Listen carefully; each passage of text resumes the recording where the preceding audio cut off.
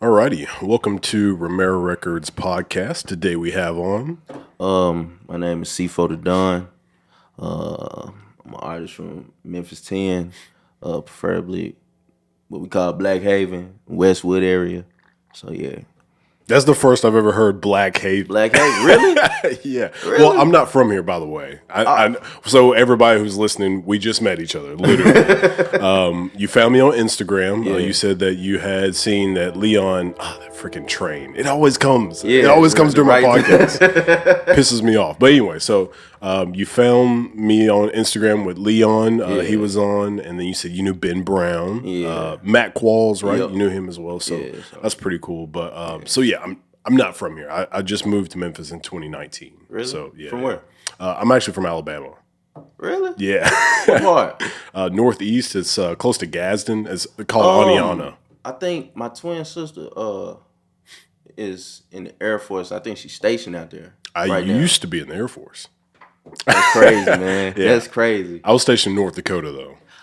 See, she just came back from where's the Kansas City. Okay. She was there for like 4 years, and her and her husband just literally bought a house. Was it Whiteman, the Air Force base? Whiteman? I'm not sure. I think that's close. I never went and visit. Okay.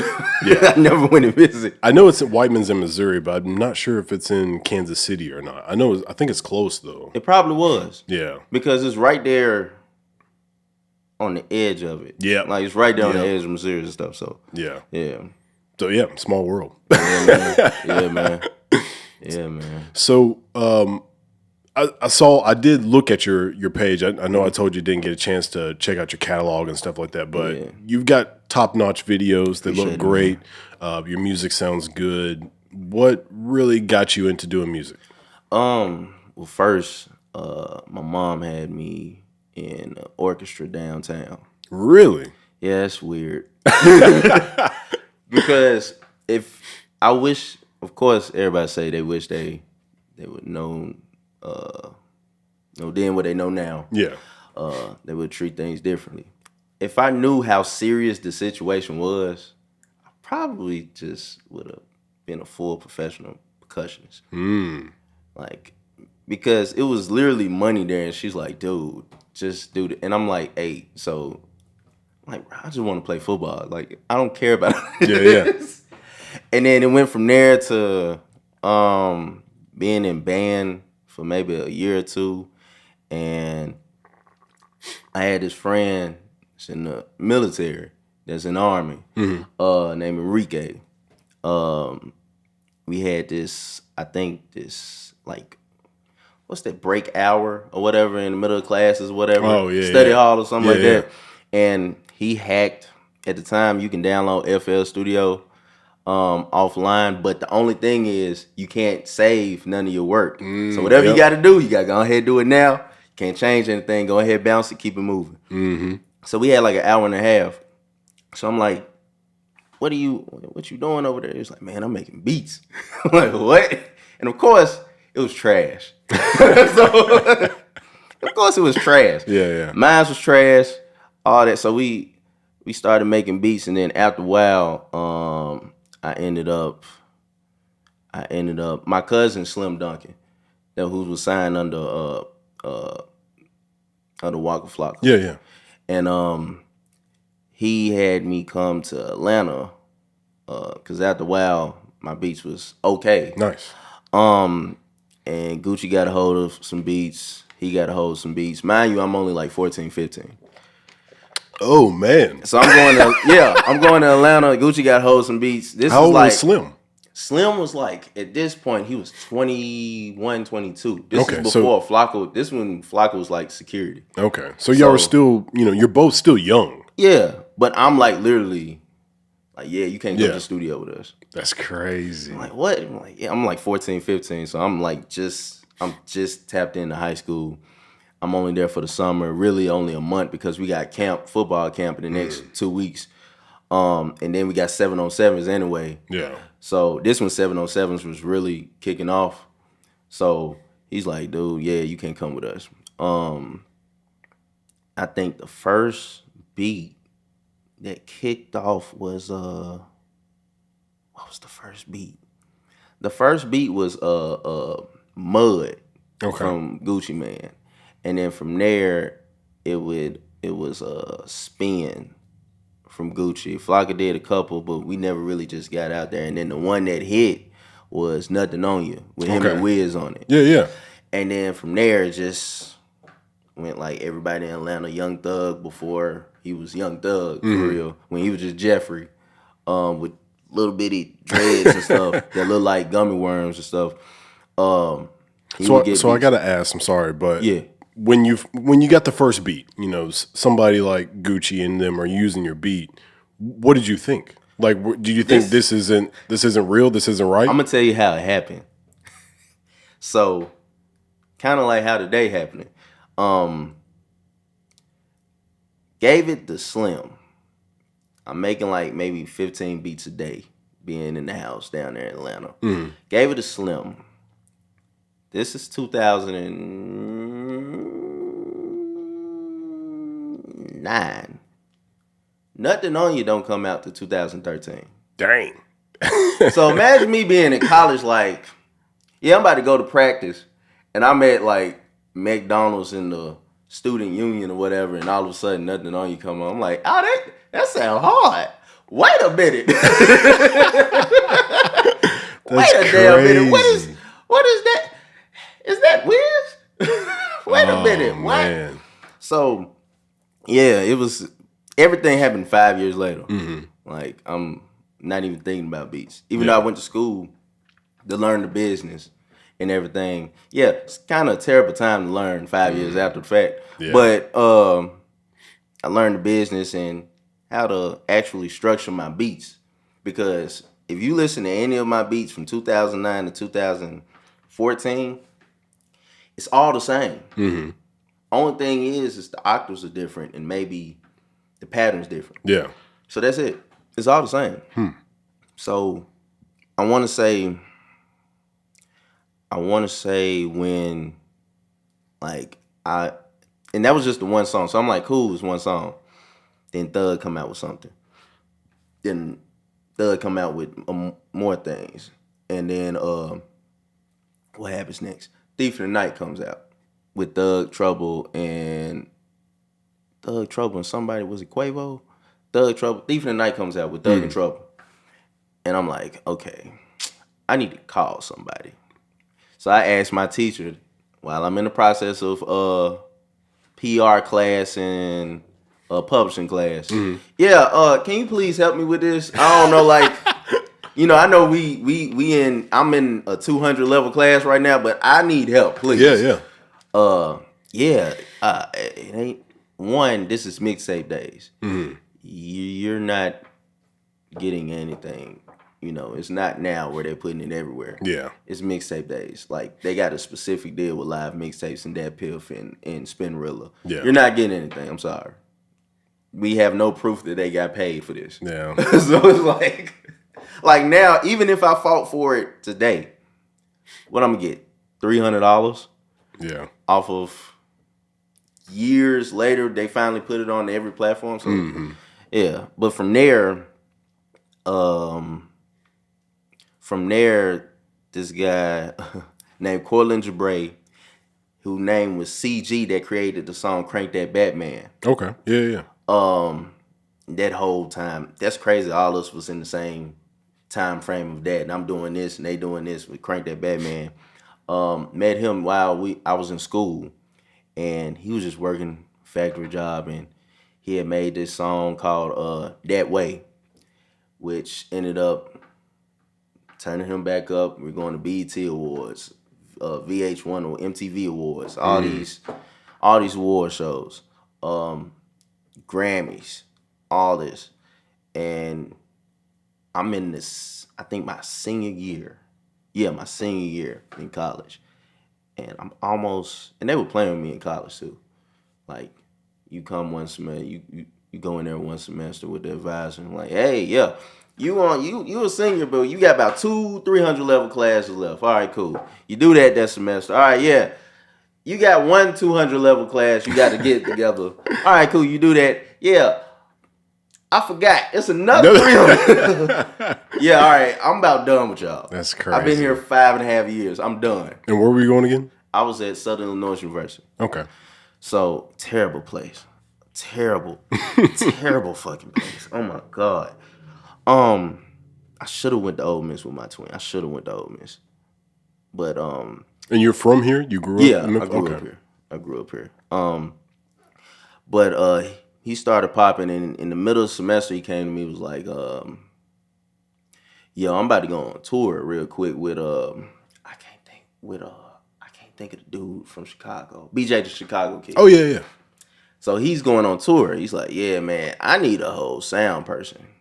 Mind you, I just got a crash course from this 200 level class of Pro Tools. Got a crash course on how to correctly do things. Yeah. Now how to correctly, and that's the only positive thing I can say about going to college. For that was I learned everything as far as media, mass communication, all that. Yeah. As far as the business side, as far as the hands-on things, no matter if I was a journalist, no matter if we were doing this, if I was in the news realm, if I'm the person sitting, telling you about the news or whatever, or I'm the person that's typing everything on the screen for you to read. The whole crash course. Or I'm the person that's editing the video. Yeah. Going on Final Cut Pro. Editing that with the sound and everything, making vlogs. So, which I was going to get into. Like, I was going to get into videography. Okay. Yeah, that didn't turn out well. At all. I did one video and it was horrible. Like, this side ain't for me. But, what happened? He was like, yeah, we going on tour. So I'm like, man, I don't know. He was like, look, I'm going on tour for 40 days. Pay you $1,000 a day. So I make $40,000 a month and a half? Yeah. That's good money.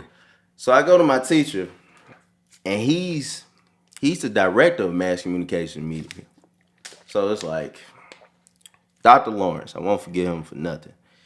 And I was like, look, and I'm in this class. Mm-hmm. So I'm like, look, I got this option of going on tour. He's like, why would you do that? And blah, blah, blah. I'm like, I ain't gonna lie to you, you say you're gonna pay me $40,000 for 40 dates, starting in October and right before Thanksgiving. He's like, look, I'm gonna be honest with you. You can either be $40,000 in debt or make $40,000 in a month and a half. Yeah. And just come back and do this and actually pay it. Yeah.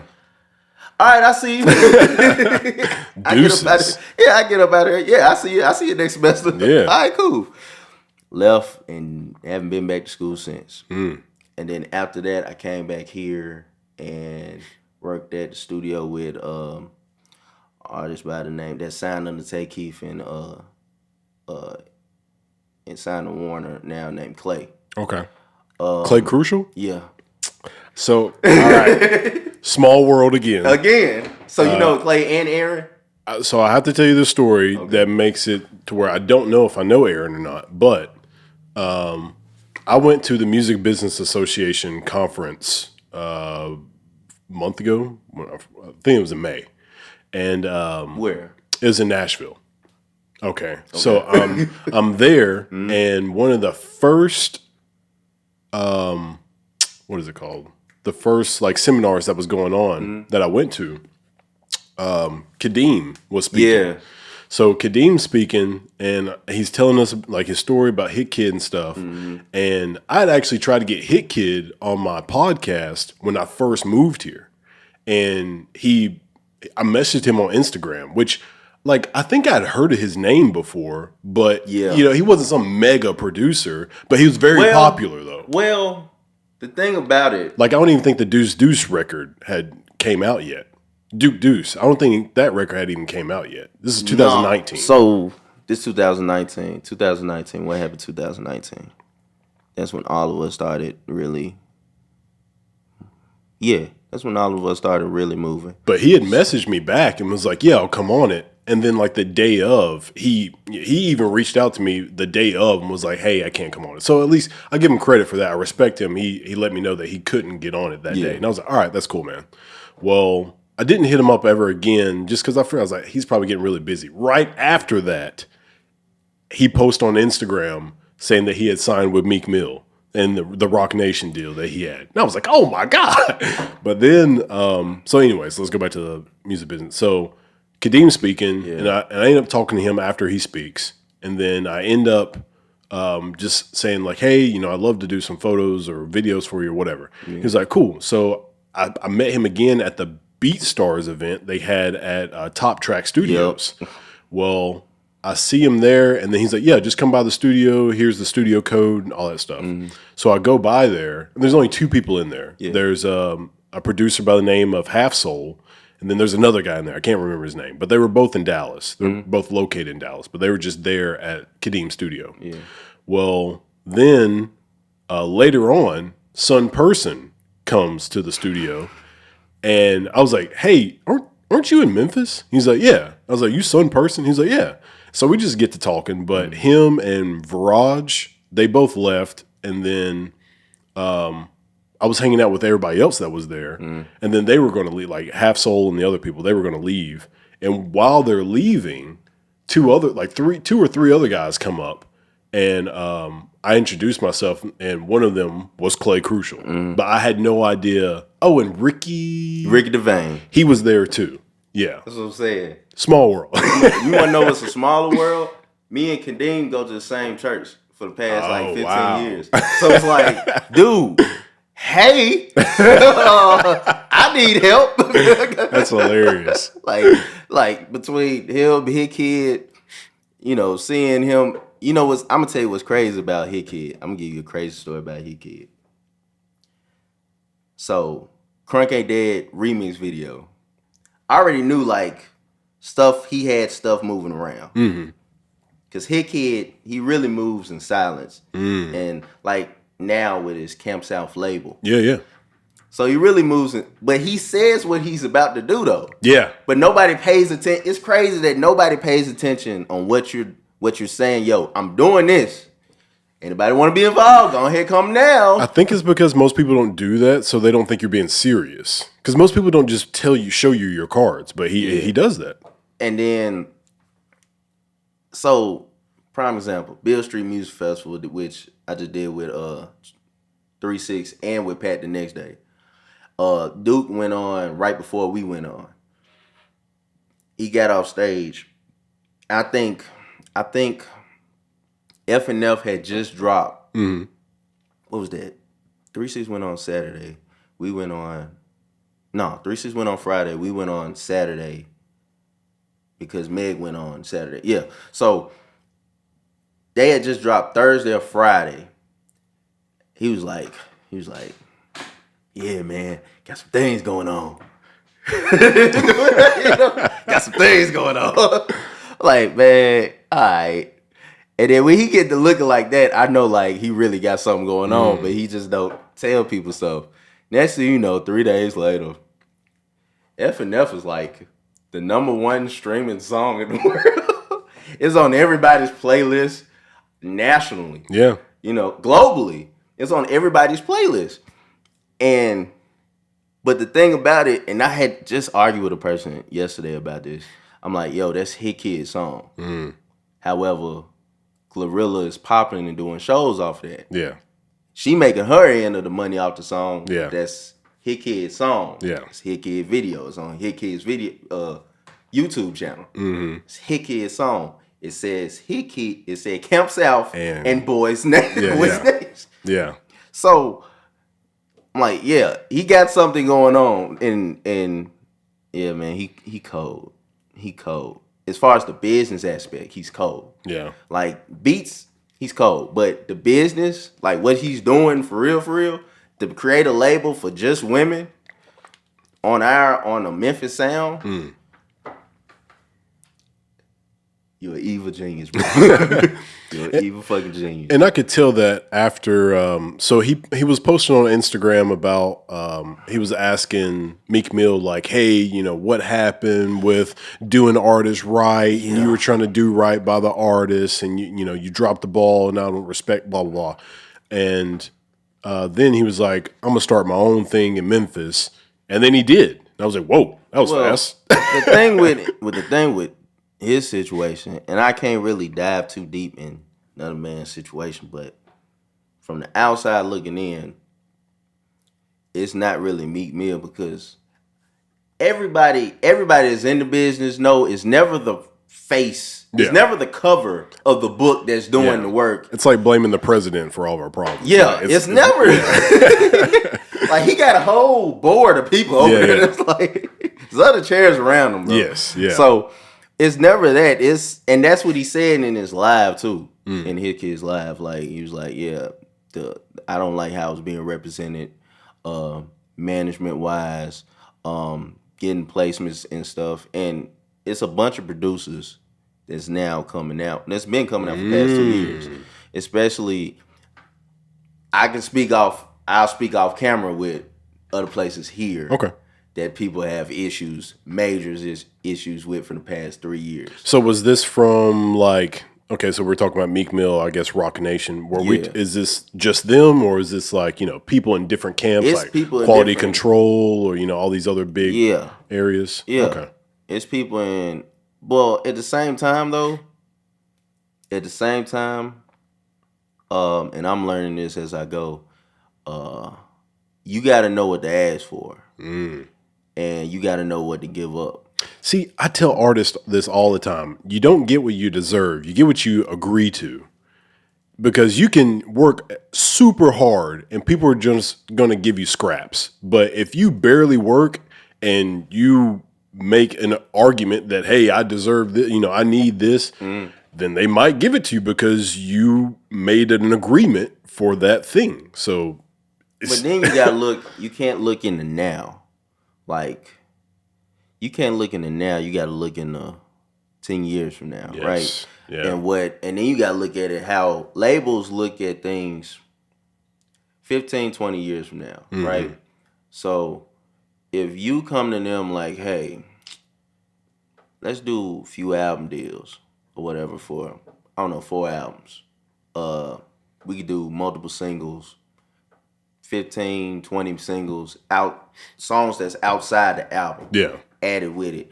I need this amount of money to sustain me for me able to so I can get this done. Yeah. And everything. And I know a person right now that just did a deal 2 weeks ago.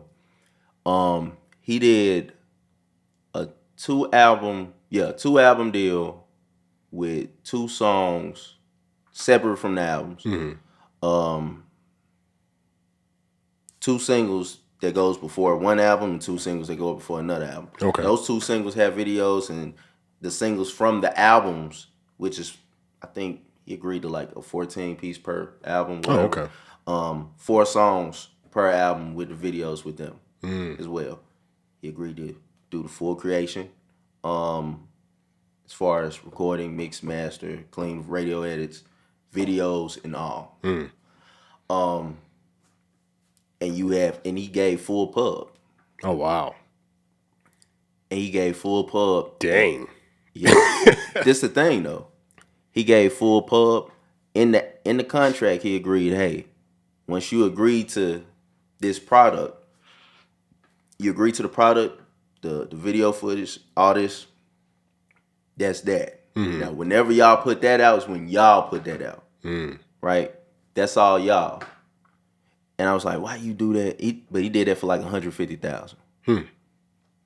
No, $100,000, excuse me. I was like, okay. Because at first he was going to just let it go, 1 album with the 2 singles for $50,000. He was like, well, if I'm doing 2, you know, if I'm doubling up, let me get $100,000. Let me get 6 figures. Cool. So the full deal was like $200,000 deal. $100,000 for marketing, everything that they do. Yeah. $100,000 for his pockets. Of course, going towards yeah. products, you know. And I was like, well, why you signed that? He was like, well, see, you know, it ain't like I can't make more music. Yeah, yeah.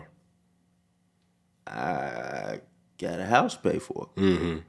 Got kids. Whenever they done doing that, I'll start back over on my own. Yeah. You know, let alone they're gonna push that. They're gonna agree to that because they're gonna push that as hard as they can. Mm-hmm. Because hey, we got 100% of pub. Mm. You know, we got to market this to the max. Yeah. We got 100% of pub. We getting all this. Yeah, we got to get this money back. Yeah. Since we got 100, cool. We agree to that. We gonna market the shit out of this. Cool. Let them do that. Mm-hmm. So once you get to that level and they done doing that, you can start just dropping on your own. Yeah. And then at that point, it might look like, okay, you getting this amount only, whatever came from that. If it's when they pushed it 5, 6, 7 million streams or whatever off the album or whatever, when you just drop however you drop, which I call the Don Trip and Starlito effect. Mm-hmm. Whenever you drop however you drop and everything, just dropping it, you might only get 2, 3 million streams. However, that's all you. Yes. So now that's now, and that turns to be your regular. Yeah. So now Don Trip can drop an album and get 6 million streams, and that's his regular. Mm-hmm. Which is why you don't see him drop a lot. Mm-hmm. And you see him doing tours that he creates on his own, and which can you please hurry up with this Step Brothers 4 album, please, and the tour. God damn. Shit. God damn. I promise. It's a hook on there that I've been waiting on for 3 years. Dang. Because I recorded right before his brother died. Because his brother and I don't know if you know the videographer Skits Pro. Mm. They were in a house explosion in North Memphis. Oh man. And his brother died, his kids was in there, his brother's girlfriend was in there. Skits wasn't even supposed to be there. He's just showing them a video and stuff. The guys that helped Skits with his videos and stuff, all of them blew up.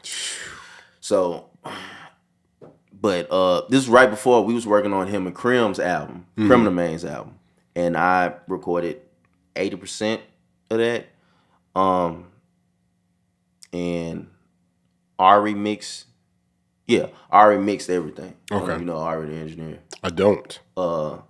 He would from Ardent. Okay, everybody coming from Ardent. Okay, yeah, man, but he's the person that mixed everybody from Paper Route. Is he doing Moneybag stuff? That too, secretly. But yeah. I think I've heard his name, but I don't know him. Like, I'm not gonna say I know dreads. I think he cut him though recently. Okay. I think he cut him. I gotta look at his Instagram. Yeah, I think he cut him. But he's a white guy with dreads. I think Matt was telling me about somebody who does Moneybag stuff all the time.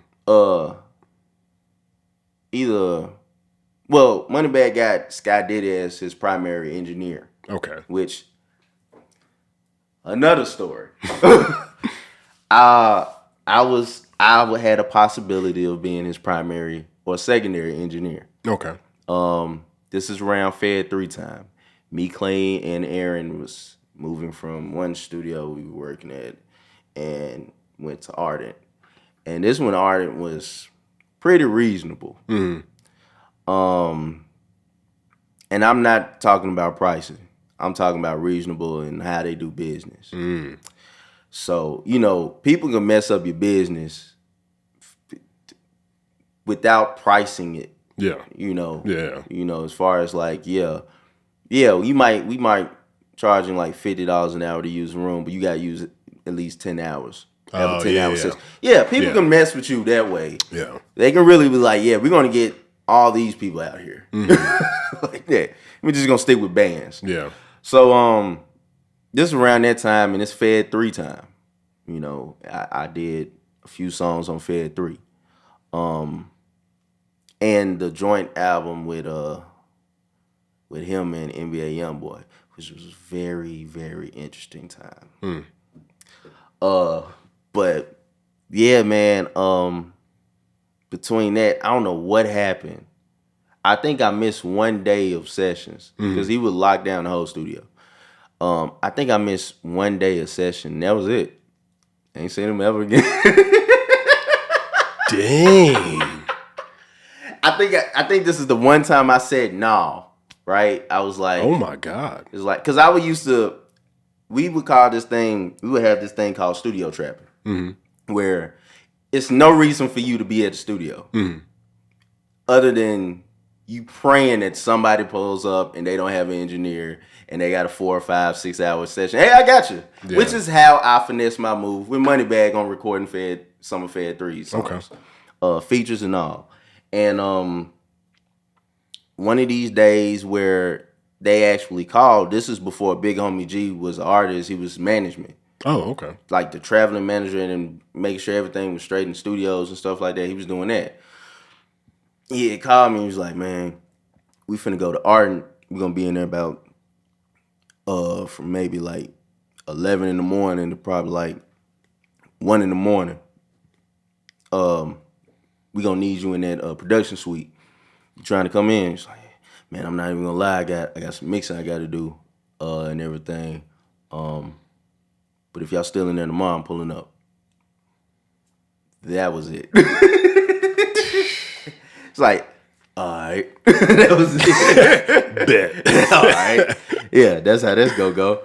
So I'm like, dude, all right, cool. Man, and then. Have you tried to reach out, or has it just been? No, it's the only time I tried to reach out is when I asked when Fed 3 hit platinum, and now I think recently gold. I just wanted a plaque to put at my mom's house, like, hey, look what I did. I didn't drop out for no reason. Yeah, you know what I'm saying? Especially at that time, because that was literally right afterwards. Like right afterwards, in this 2017, and like, look, Mom, I didn't drop out last semester for no reason. Look, I got a gold and a platinum plaque. Yeah. Look, I'm doing something. Yeah. Yeah, that didn't work. Well, and it was another reason because one of his artists that used to be his artist at the time, when we had those lock-in sessions, which I hate the most, I think we did 8 hours. And Bag had just walked in there and he was like, yeah, man, make sure you pay your engineers because, man, that you know, once you find somebody cold, you got to keep them. Walked out. Next you know, I'm doing a little tweaking, put it on the drive, and I get a tap on my shoulder like, hey, make sure you delete everything off the computer and everything because we don't want no issue. Yeah, cool, I got you. As I'm doing that, I'm like, it's not 30 seconds. Mind you, it's 30 people in different rooms. It's not 30 seconds later. I go out, the parking lot empty. I'm like, Scott, where you go? Man, they been left. Man, it's only been 30 seconds. What you mean they been left? It was just there. So I found out the next day, studio trapping. I come up for no reason. Sky is already in, I think, Studio C in Ardent. No. C, B, A. He in Studio A in Ardent. And he's setting up for Bag. He was like, yeah, Bag about to come in a minute. Like, for real? Like, yeah. It's like, yeah, man, you know them folks ran off with the money last night. He's like, for real? Man, ask Bag about it. So Bag come in, he's solo by himself. It's 11-something, 10 in the morning. He's solo by himself. And this was the first time I've seen a major artist pull up in like the most low-key car ever, like a 2004 Nissan Altima.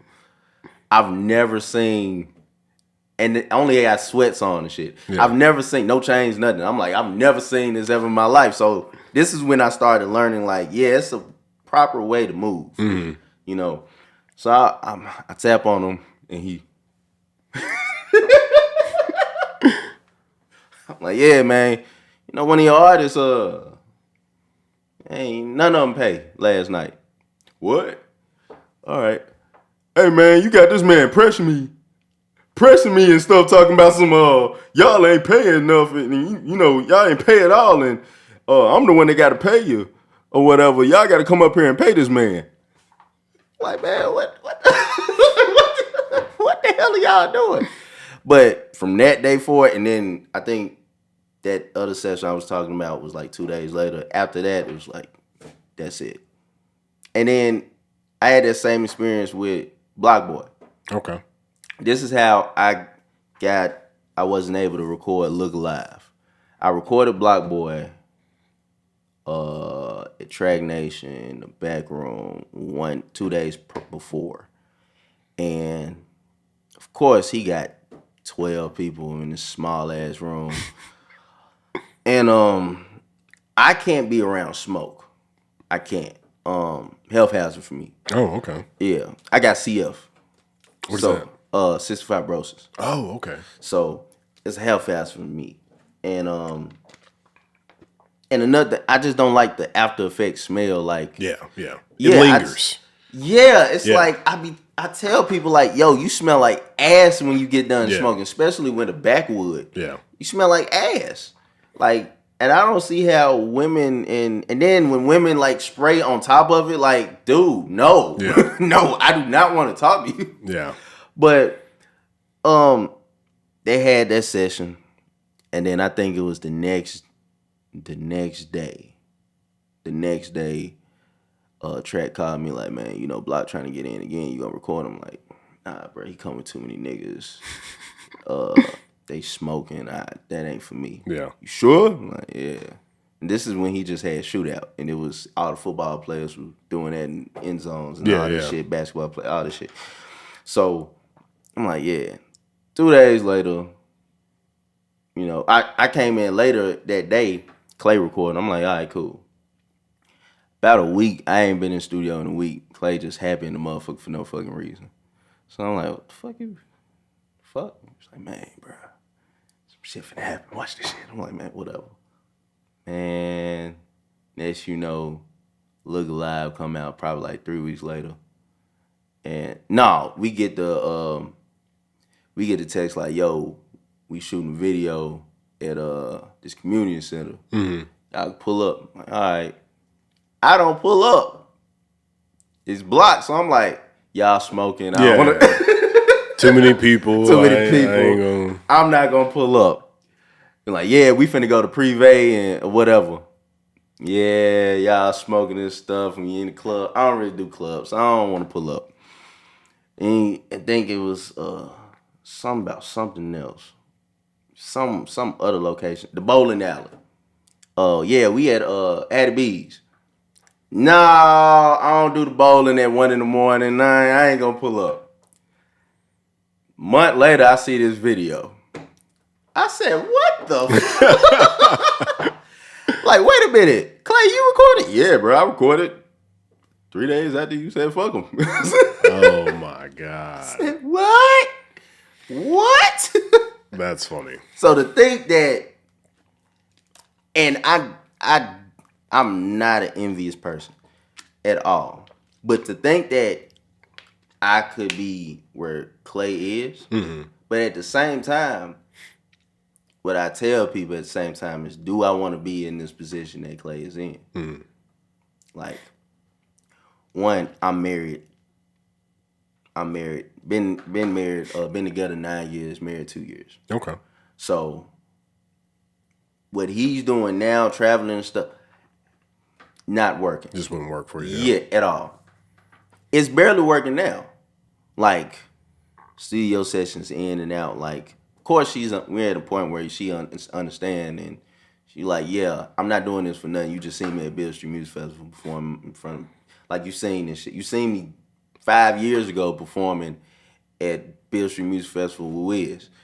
You know what I'm saying? So, like, it's not bullshit. It's not like a waste. It's like, but I understand, like, time is pulling away from you, and it's gonna be like that unless you come with me. But you got your own career. Like, my wife, she's H&R for Amazon for this whole region. Oh, so okay. she can get anybody a job from Indiana to here to Texas to Florida. Yeah, like now that's probably been texting me. Coming back from Jackson, Mississippi. Oh, okay. So, but nah, man. I got off track far, like far. I don't know what we was on, but I got off track far. But what what was that? So when I came back, I'm gonna get into it. Fuck it. When I came back, I started recording this guy named Memphis. Okay. May hit the Quan and yeah. So recording him, started doing studio work and all that, and started creating the studio. And I wanna say it was going great. And then he went to Miami and he was going on tours and stuff. And, I'm the type of person, if you tell me, like, if I tell you this is your water, I'm gonna leave this my water. Yeah. Right? This is your water and you leave and this is my water. Cool. Yeah. So if you tell me, like, this whole setup and everything, like, you build it anyway, so this yours. Yeah, okay. Yeah, it's mine. I'm the one, you don't know how to run this stuff, so yeah. The whole sole purpose is so you can have a secluded place and you can stop paying $1,200 like a day on the sessions. Mm-hmm. You know what I'm saying? So, but we're getting to that point, and things happen, and this is another thing with management and with labels when you let people, boost your head up at the beginning, Mm-hmm. and then secretly they setting you up to fail. Yeah. Yeah. Like, majorly fail. Mm-hmm. Like, tremendously fail. Like if I could explain, like, the most bullshit I've seen as far as management, as far as fake ass A&Rs, like, who really don't be doing shit. Yeah. Yeah. Like, prime example, if I'm an artist, I got a person right now that the sole purpose of me having this person around is because the presentation that was presented to me was, hey, you got this music that can fit in with Rod Wave, Lil Durk, Lil Baby, even the artists that's on a lower level than them where they get on festivals. Mm-hmm. Okay. You put out something right now, and, like, you putting out Winter 3, which is the last project I dropped, by the way. You put out Winter 3 in the wintertime, you know what I'm saying? Put out some more videos to let build up to the summer. By the summer, we can add you on festivals. Basically, the purpose, what I heard was festivals. We can add you on festival. Cool. Yeah, come on. Yeah. Yeah, come to the studio when I go to the studio so you can hear this new shit. Come to the video shoots when I do the video so you can see, that I'm dead ass serious. Come to these shows when I be going with padding them to the shows and everything so you can see, like, hey, I'm really doing shit. I'm not bullshitting. I'm not just a person that just pay $100 to do 2 songs a month and no videos and nothing, no promotion, no marketing. Like, I'm really spending my money. Yeah. If you don't actually produce what you say you can produce, it's no point, like, and you just around basically to add me as a part of your portfolio. Yeah. Stating that, yeah, I got him on Beale Street Music Festival with Pat. Nigga, no. Yeah. Like, no. No, I invited you. And you barely didn't get in on act, like, you barely didn't get in. Like, it was strictly enforced. So, but, like, that's basically was their situation with iHeart, and God bless them now. But yeah, that failed. And then with me having my own studio, that's when I started, you have your own studio, you can bullshit. Yeah. So you can bullshit. I know. I've got my own. You know what I'm saying? You can bullshit and be like, I got this beat. Let me see some shit. And me, I was writing at the time. So I was writing and shit, and it's like, man, shit, let me just try some shit for this girl, this R&B song, do some shit.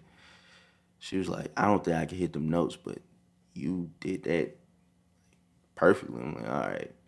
So after a while, you do one song, you can have folks come through like, hey, this shit hard. In the middle of the sessions and shit like that, like, this shit hard. Yeah, let me get the other beat. Cool. You got another song. Next you know, you 80 songs out. And then to the point where you do a 4-hour block session and then it turns into an 8-hour block because you spent last 4 hours playing your songs.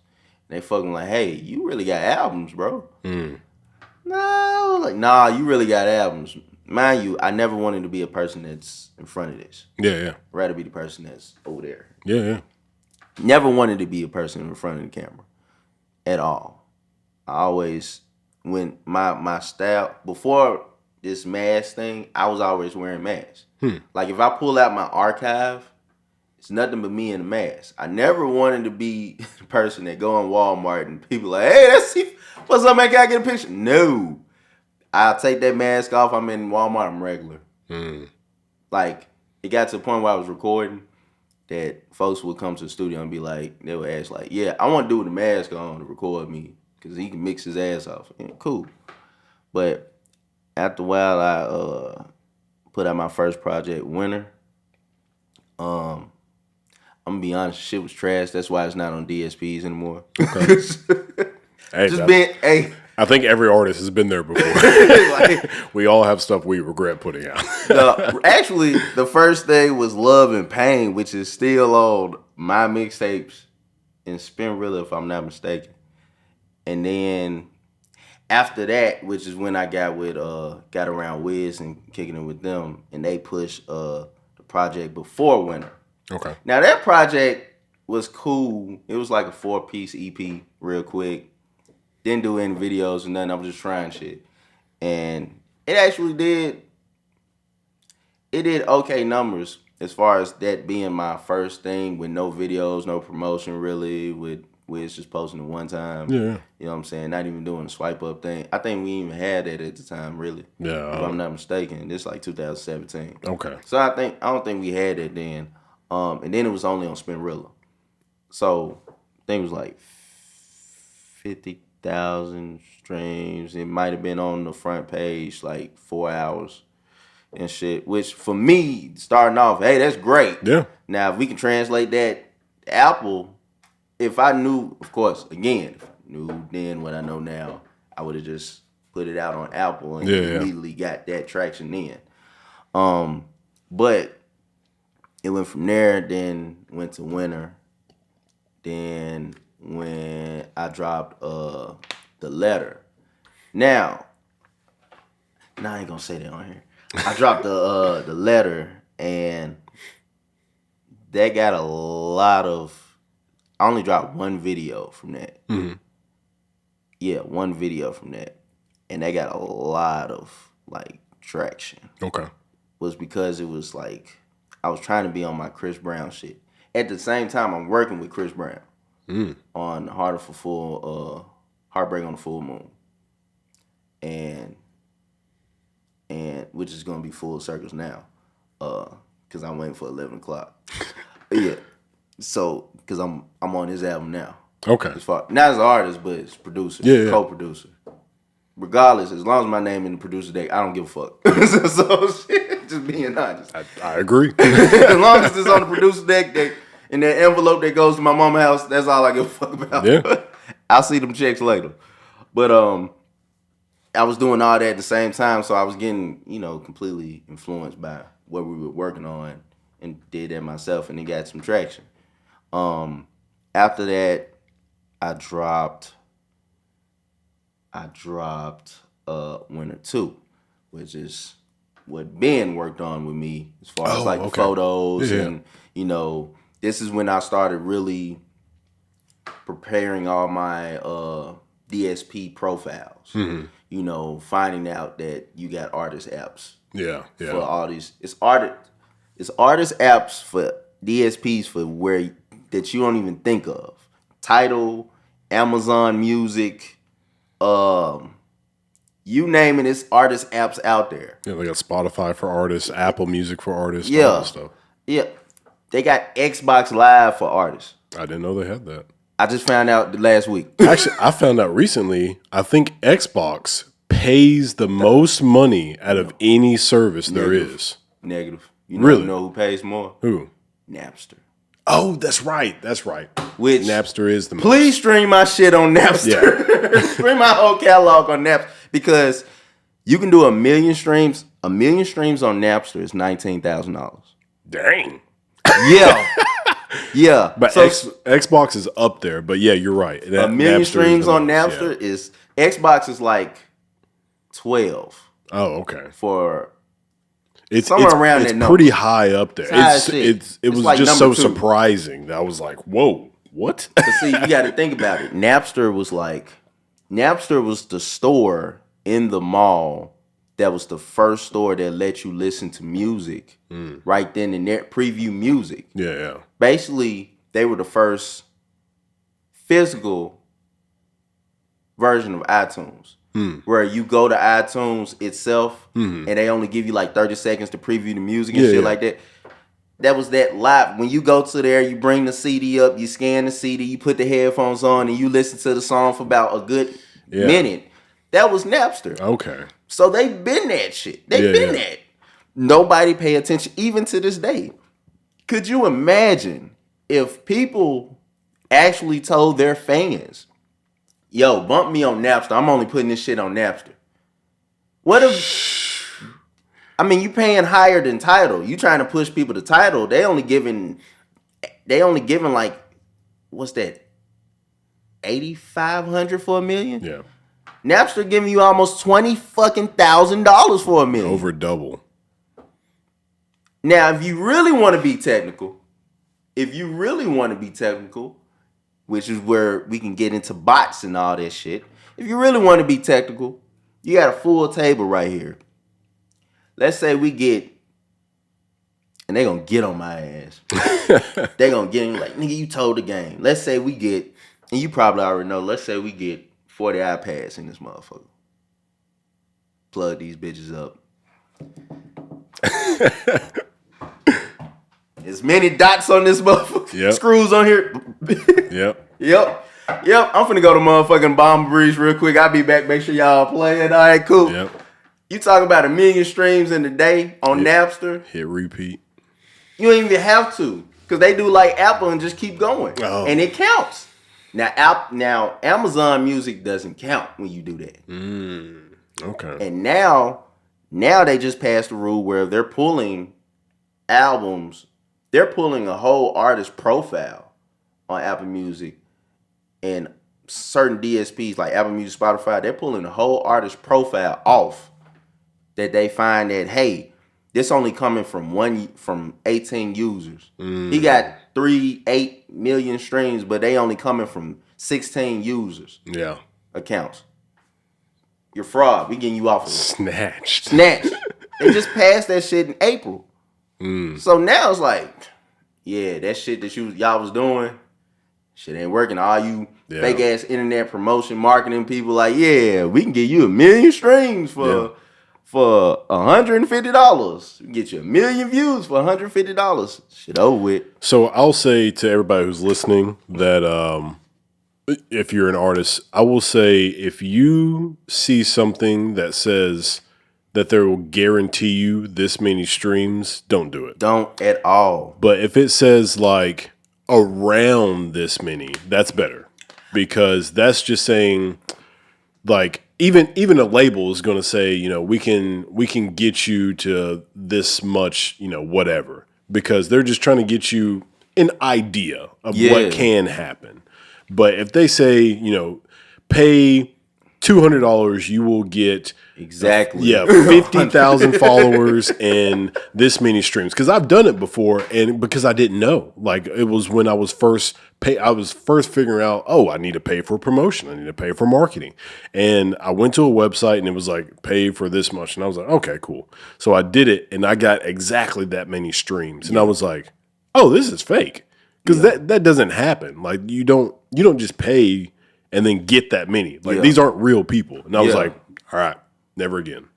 But the best way to go about it is use the actual DSP that you're trying to boost. Like they have their own like marketing. Prime example, Instagram, where it says boost at the bottom. Yeah, that's actually real. You can actually press that, pay $100, and it just put it in front of people. Now, that does not mean that those people are gonna click on your shit. Yeah. You know what I'm saying? They don't mean they're gonna like it. They just putting it in front of them for that quick ass second that they got real quick. You're just in the middle of the mall. That's it. That's it. That's all you. That's the best analogy I've ever heard. That's all you are. That's it. Now, the same way with YouTube, when you pay for a ballpark number for Google marketing, that's real. That's organic. Because you're just part of but you're only that fit. Now, they're going to give you 15 seconds. Yeah. But that don't mean they can click off. And it doesn't mean, if you really pay attention, it doesn't mean your name shows up or the video name or whatever. They got to really want to search and find your ass. Yeah. Or you either pay this astronomical fee for them to have your name as part of the Google ad 15-second shit. Or you can pay this astronomical fee where your whole entire video, they got to literally watch your whole entire video. Which I know people that's down to pay $1,500 for them to push it in front of 100,000 people for the whole entire video. Which I'm not mad at, because hell, by the time it hit the second chorus come back around or whatever, by the time the chorus come back around, they might like the shit. Yeah. You know what I'm saying? So ain't no telling. But, and they'll probably like, what was the hook? All right, I'm gonna look up the hook and blah, blah, blah. That sounded catchy. I need to go check it out. Yeah. If they don't catch the title floating across the video, which I never like at all, which I don't really do in my videos.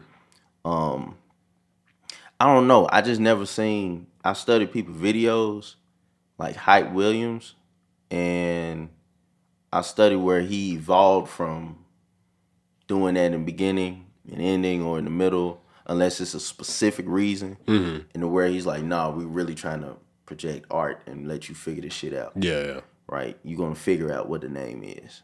So I try to do that, which Ghost really hate. Shout out my videographer and Ghost Pro and FaZe. Oh, I know FaZe. Yeah. That's crazy. See what I'm saying? See what I'm saying? Yeah, man. So, but just and the thing with videos, what we do, man, I try my best to tell stories, like real life stories of real life situation, experience, or stuff that I've seen.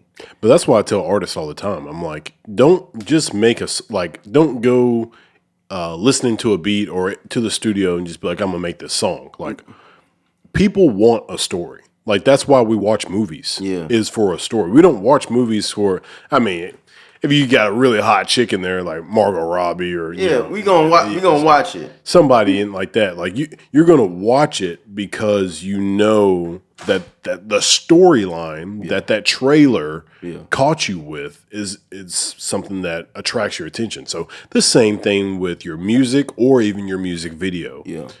You want to see this storyline play out. Like Kevin Gates just dropped a song or dropped a video the earlier today. Freestyle of Gremlin.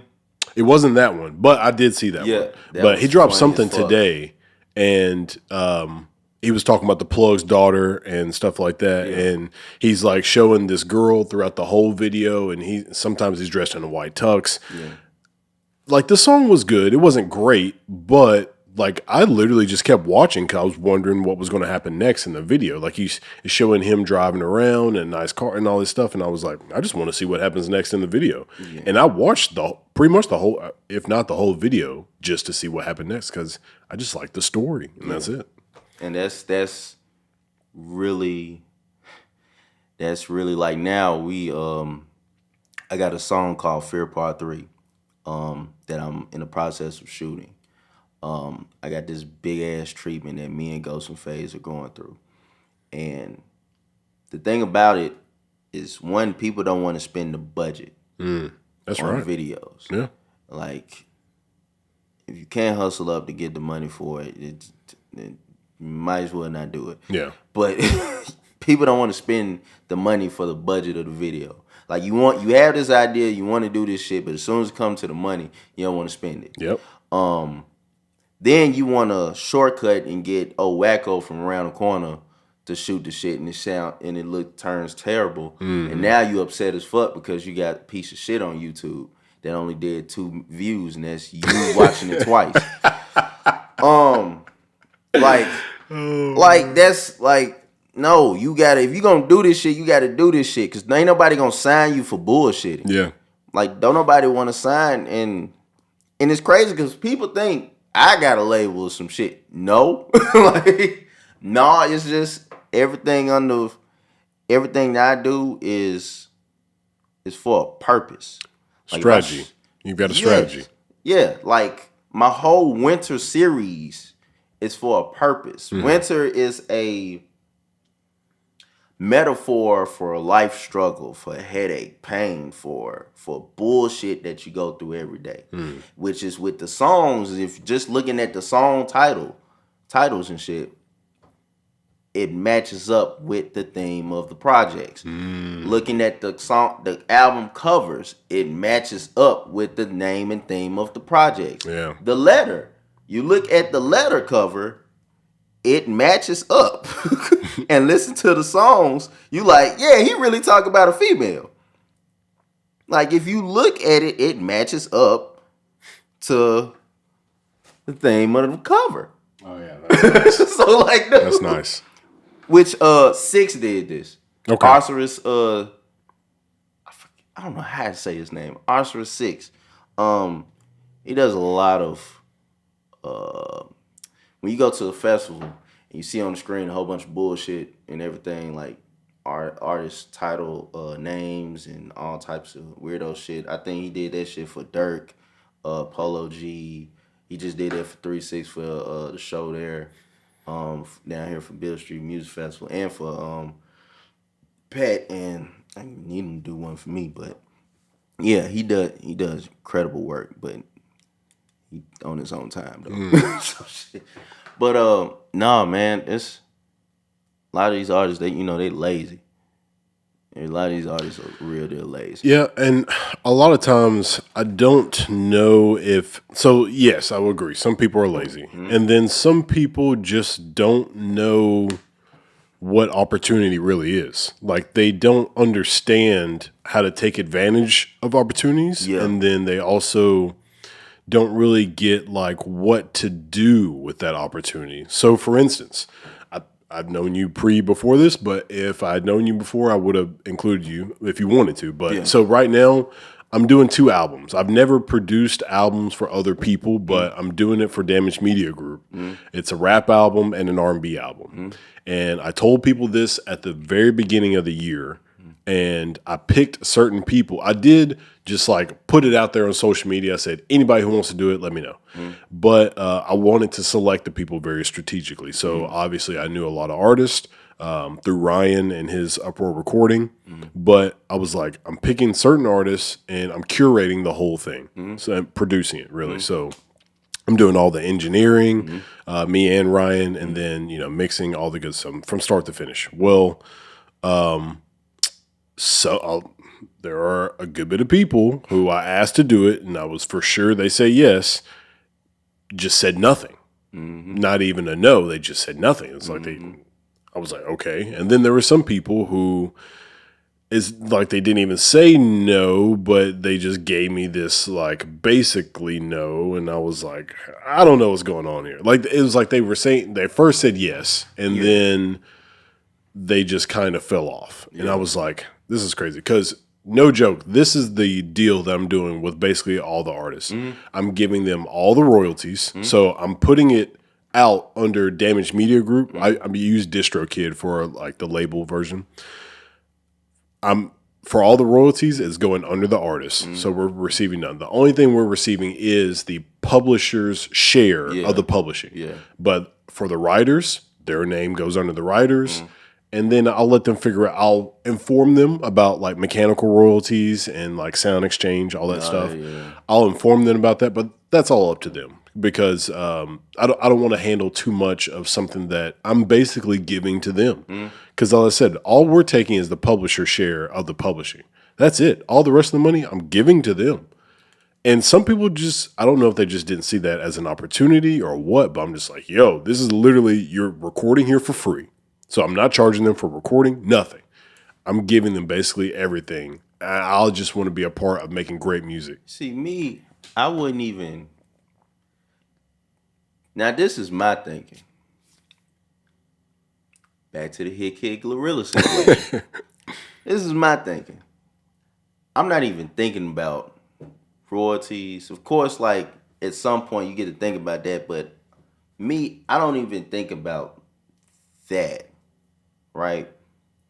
For certain situations. Prime example, this situation. You know what I'm saying? If we was working on one complete joint album of just me and the producer, right? That's one thing, right? If it was like a Metro Boomin and 21 Savage situation, that's one thing. But the one song, all right, let me make a song that I know let me make the hardest song I can make to be on this album so it could take over the whole album. That's what artists should think, right? Yes.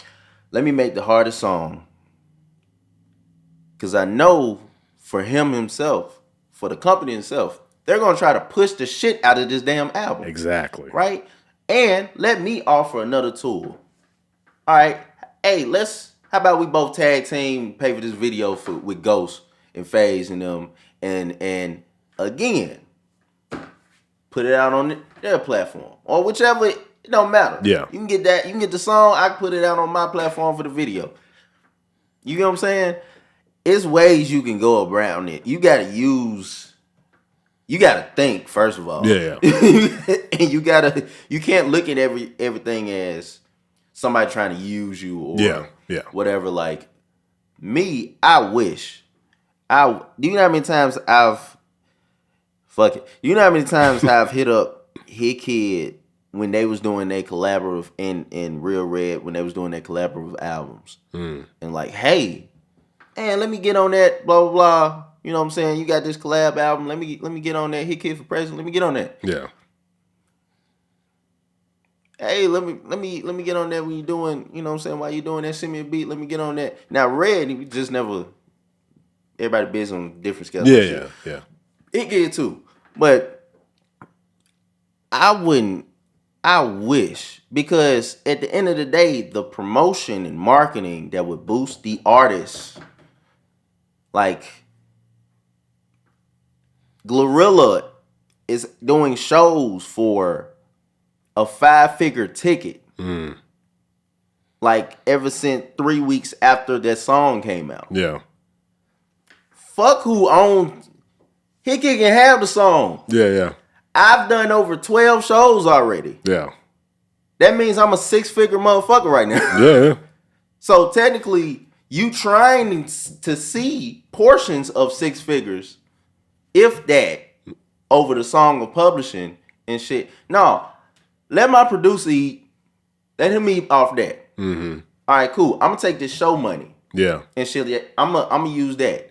I'm gonna let you push that shit crazy. Yeah. Let me take this show money and help boost my rest of my catalog.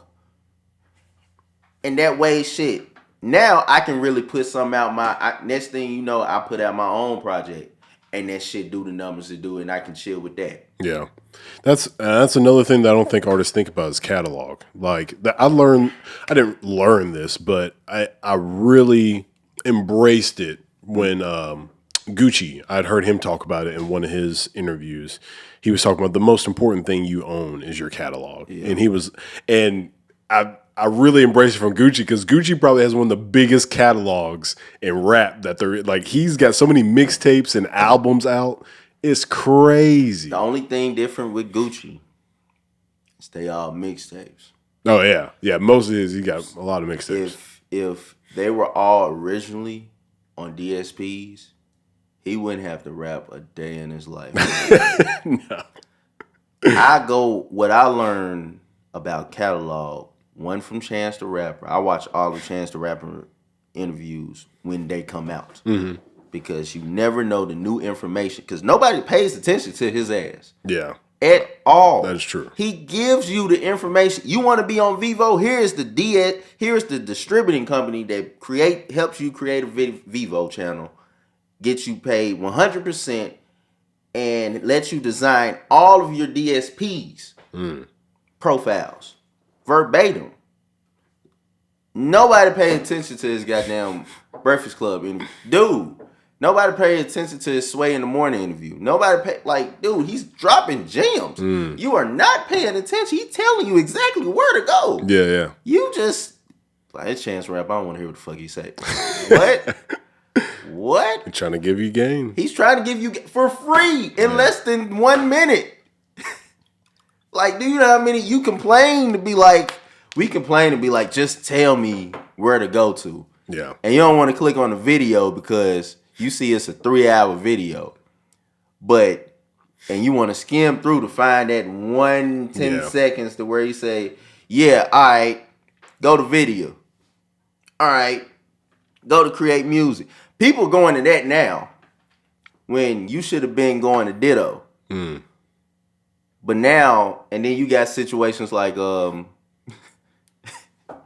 Papoose fucked it up for himself though, where he fucked up and went to Drink Champs and basically said, "Yeah, man, TuneCore giving me 100% of everything, and they let me just drop whenever the fuck I feel." Now you're forced to be, when you click on TuneCore, who's the face of TuneCore? When you click on hold on. When you click on TuneCore, that is hilarious. When you click on TuneCore, who pops up? Because your dumb ass decided now they had to rearrange everything and be like, yeah, come sign up for this yearly shit instead of this album to album shit. Oh my God. Thank you, Papoose. I appreciate it for all my albums that's on there. Thank you. So now I can just pay $30 a year instead of $30 per renewal on the album. Dang. I appreciate it. Thank you so much. Yeah, he's like, yeah, I just pay one time out of the year $30 and yeah, I'm setting up everything shit. Now they gotta push to do that. But that's crazy. Yeah, but at the same time, I don't know if that was a fuck up or that was on purpose. Yeah. First I was saying it's a fuck up, but hey, you never know. It might have been an on purpose thing. Yeah. Just to help other artists. Yeah. But nah, you gotta know what to ask for when you go into deals. And you gotta know what to give up if you're giving up something. Yeah. Then at the same time, when I learned about catalog, that's what I was getting to. When I learned about catalog, I really learned it from Chance, but I really learned it from Russ. Okay. He's cocky as fuck, but he makes fucking sense. Yes. When he said he went years putting out albums and he had 20-some albums out on DSPs. Mm-hmm. And he went 1 year putting out singles every week.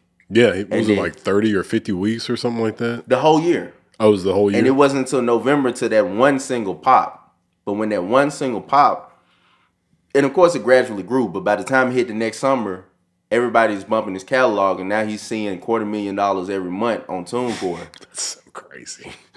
Because you got 23 fucking albums out, and now you got 180 singles out. 180 singles out. It only takes them one time. Give me one round trip. One round trip. Just give me one round trip. I got collectively of songs. I got over 160 songs on DSPs. All I need is one round trip from 20,000 people. Yeah. One round trip from 20. Fuck that. Go to Napster and give me one round trip from 20,000 people. I'll be perfectly fine. Yeah. I greatly appreciate it. But no, man, if you have a catalog and you know you make, I'm not even gonna say great or good. You know you make decent music. Yeah. Right? Something that people can just hit play, like background music, whatever. They just want to put it on. You know what I'm saying? You know you can make decent music. You can go to a label and be like, hey, how about we work out a single album deal? Because they do that. Mm-hmm. They do single deals. You can give up your publishing on the single, but you make sure you're giving up your publishing on the single, not your publishing. Yeah. It's two different things. You gotta read. Go ahead. And pay the lawyer pay the lawyer the what's the name fee. Real quick, pay that $1,000, $1,500, whatever they charge. Some charge $2,500, whatever it's worth. Pay that to let them thoroughly take their 72 hours to view and tell you like, yeah, this is all you publishing. This ain't just this one song. I don't know how to tell you this, but before you sign this shit, you sure you want to give up all your publishing for life?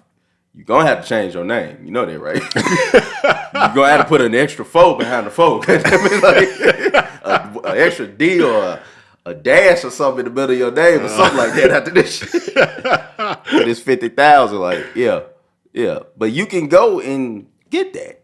You can go and get a single deal, especially if the single is doing decent enough as far as local. Yeah. Like if a single doing decent locally, you can go and get you a single deal, sell that single to them, and let them push it. Especially if you already have a catalog of shit back there and back in your 5-6 albums. Because that's what I got. I got like 6 projects out. 7 projects out. I go get a single deal right now. They push the single. I guarantee whoever is interested, even if they're not, they're going to at least press play 1 round trip around the catalog. You have become a non-dead end artist. That's something that somebody brought up in that Music Business Association conference, is they were like, hey, I went to this festival and there was this one artist and she like got up on top of a vehicle and was performing. It was crazy. And I was like, oh, I got to check her out. They said they went to her music and that was it. It was that song that they were listening to her perform, and that was it. That's all she had.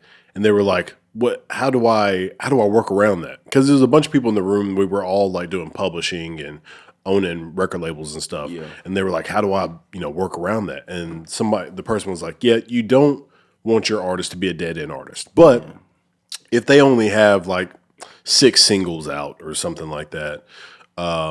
Just make sure that they're constantly telling people about stuff that's coming out. Because otherwise, people are going to listen to that, those 3 songs that they have out, and then they're not going to return to them because they're going to get bored with that. And then, because we're living in an age where people need more stuff. We binge watch Netflix. We binge listening to music. We binge podcasts. We need more and more and more. So if you're an artist, that's why we're talking about this.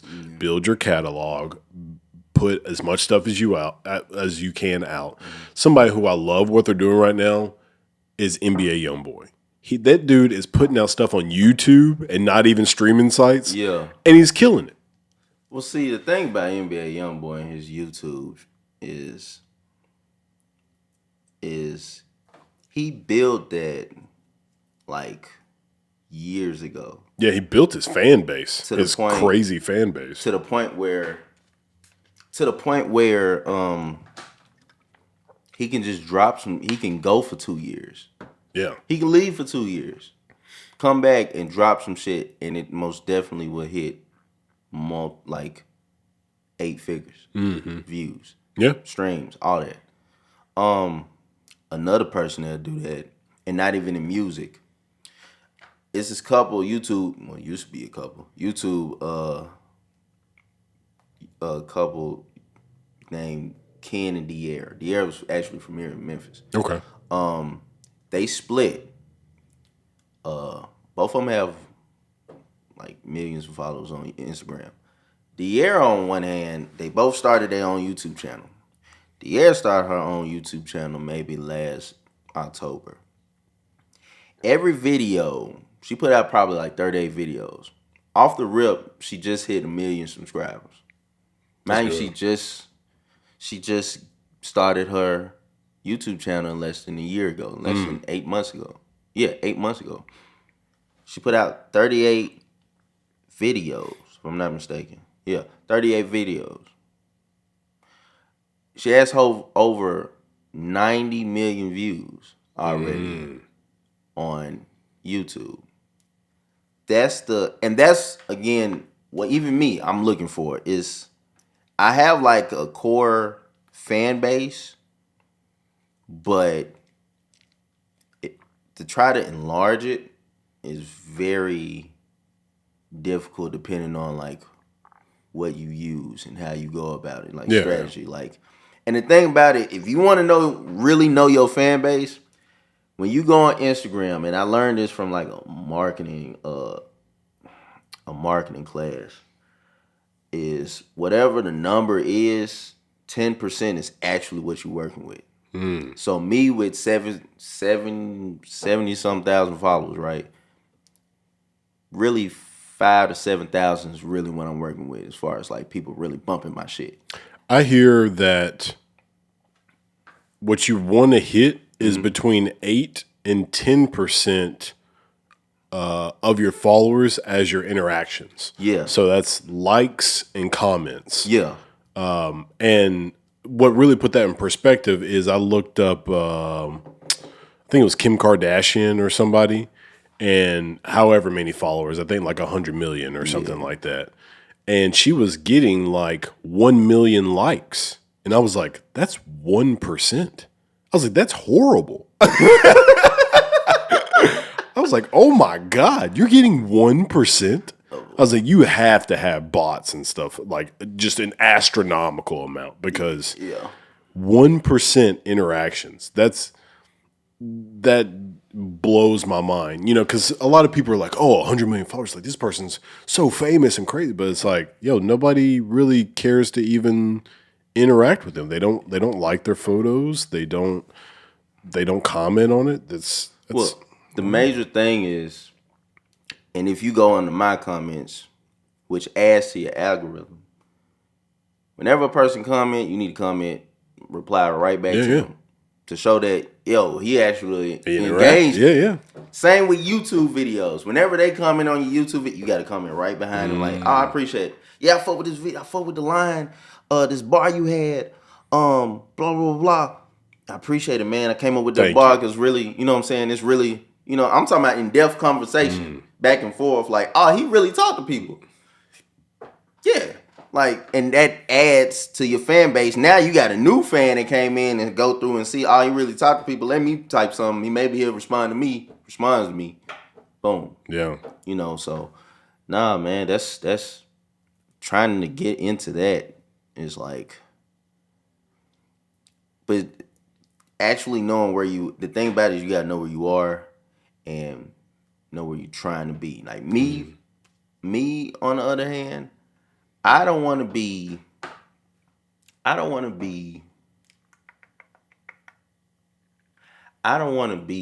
Lil Baby. Okay. Why you say that? Because I'm older now. Okay. Because I'm older. I feel like I'm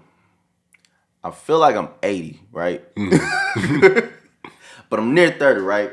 So I'm more of a laid back dude, go home at 9 o'clock, about to go to sleep at 10 type dude. Yeah, I'm that, right? Whatever I got to do, I usually get done 10 to 4 p.m. And I'm out of there. I don't want to be around traffic, nothing. Which I've been told, like, yo, you can't be an artist doing that shit. I'm like, I figure something out. I do what I want to. I figure something out. I'll figure something out.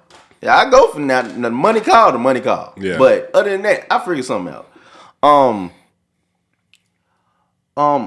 I'm because in that time of me hanging around Don Tripp, working on the album, I learned a hell of a lot of finding where you want to be and stay in that range, right? Yeah. So Don Tripp is in the range where, like, that's the only person I know actually Instagram following reflects like really what it is. Like his 135,000 followers is literally his 135,000 followers because it reflects in the streams, it reflects in the YouTube views, it reflects in. I'm talking about the streams around the DSPs all across the board. So seeing it literally next to the man, seeing it and seeing how he analyzed, because he's the most brilliant artist I've ever met in my life. I promise you. I mean, the most brilliant artist ever. and I'm talking about just business wise. I mean, pressing up his own t-shirts and selling them at the, like, I learned a full business model before studying Nipsey. I learned that from him. Yeah. You know, so, but seeing where he is, he cool where he is, right? He doesn't live beyond his means. He doesn't. When have you seen Don Tripp with a chain on? When have you seen Don Tripp with a chain? When have you seen Don Tripp with a designer clothes on? Which is why, well, I got it on. Visionary clothing. I only wear black-owned clothing, right? Is that yours or is that this is a partner of mine named Cartier. He created his own line, Visionary Clothing. Okay. I usually wear, and usually it's from Memphis. People that got clothing designs from Memphis and stuff. Because you got to think about it. Another thing fit in your budget. You go to a designer place and you spend hat $400, shirt, t-shirt of a designer $600-700. You go to Montclair, hat $400, t-shirt is $800, the coat is $22.50, right? Do you know how many clothes I can get from, prime example, what I got on right now? Hat $20, t-shirt $30. You know what I'm saying? A whole sweatsuit, wintertime, whole sweatsuit hat with the sweater with the pants, the match, $95. And I can go do a show. Put some J's on, some dunks. I can go do a show. Good to go. I'm good to go. I'm talking about fresh from when he's pressing it right there. Yeah, I need this day. I got a show this evening. All right, cool, appreciate it. Boom. Prime example. Right now, I just picked this up 2 hours ago. I bullshit you not. I just pricked this up. Literally, this is the Juneteenth. The Juneteenth. Oh, sweater. snap. Yeah. Dang. And I wasn't able to get it this weekend because it was a show in Kentucky this weekend that I was supposed to perform at. And I just didn't get a chance to go. Yeah. I was doing stuff with my wife, so what we called honeydews. Oh. So, but I ended up picking it up. I'm like, well, I do got an interview today. Let me go ahead and grab it today. Yeah. 5 o'clock, right before you text me, and actually in the process of you texting me, I'm picking it up from him. Okay. You know what I'm saying? Up the street from here. So, but yeah, man, that's what I'm saying. I've never seen, but with Don Tripp's like business model, like he stays in a certain range, right? And it fits him.